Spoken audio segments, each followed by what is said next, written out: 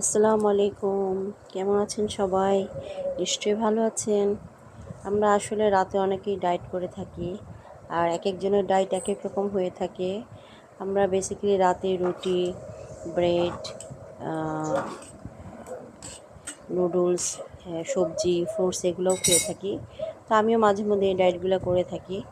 আর আজকে আমার খুব সবজি দিয়ে একটা রামেন তৈরি করে খেতে ইচ্ছা করছে। তাই চিন্তা করলাম ঘরে যেহেতু ম্যাগি নুডলস আছে, সবজি আছে, ঝটপট একটা রামেন তৈরি করে ফেললাম, লাইট খাবার। তো যাই হোক, সবাই পছন্দ করেন এরকম। আমি ঘরে ম্যাগি ছিল, ম্যাগির সাথে ঘরে কিছু সবজি ছিল, ঢ্যাঁড়স, আপনার মূলা, কপি এগুলো ছিল, এগুলো আমি সিদ্ধ করে নুডলসের সাথে মিশিয়ে ফেললাম। দেন ম্যাগি যে মশলাটা ছিল সেটাও দিয়ে দিলাম। কেউ স্পাইসি খেতে চাইলে সেটাও দিতে পারেন, যার যার পছন্দ মতো। যাই হোক, খারাপ হলেও কমেন্টস করবেন, ভালো হলেও কমেন্টস করবেন। ধন্যবাদ।